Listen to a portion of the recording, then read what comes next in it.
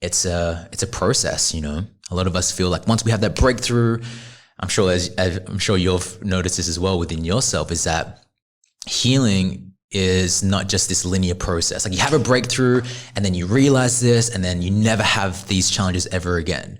There's always extra layers of the onion. There's always. Do you think that you can completely heal? Oh, that's a good question.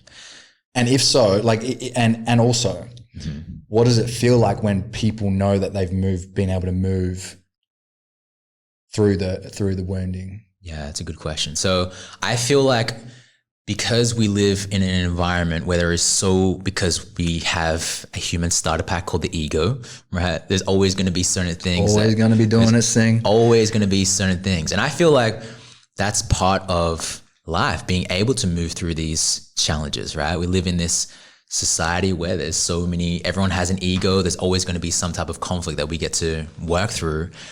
So I don't know if we can completely heal where we are, unless we want to live in a cave and not be associated with society. Then I feel like, you know, you probably can have just not feel reactive or not feel like you get triggered because there's no stimulus. But if you're living in an environment, especially if you're in a relationship or even just with friends or family, there's always going to be something that shows up. But what it does look like, there's little things like, in terms of inner child work, there's a wounded inner child and there's a nourished inner child. Signs of a nourished inner child is things like, can you rest? Can you honor your feelings? Are you in a place where I feel angry, I feel sad, and that means that it's bad and it's negative? Or are you starting to see it as, oh, there's just some energy flowing through my body. Let me just honor it. There is something here. Or can you indulge in your childlike wonder? Are you able to draw? Are you able to sing? Are you able to paint and just create with no expectation of it being anything other than you just immersing yourself in that because it brings you joy?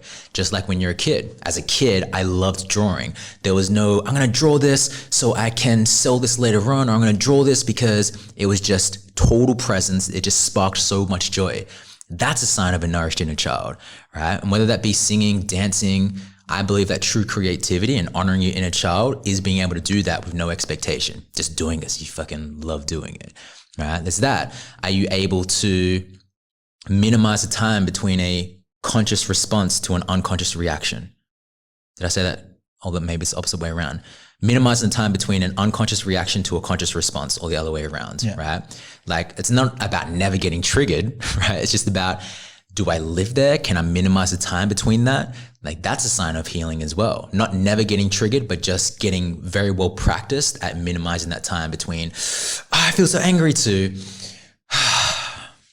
neutral, you know, tranquility, or being able to respond rather than react.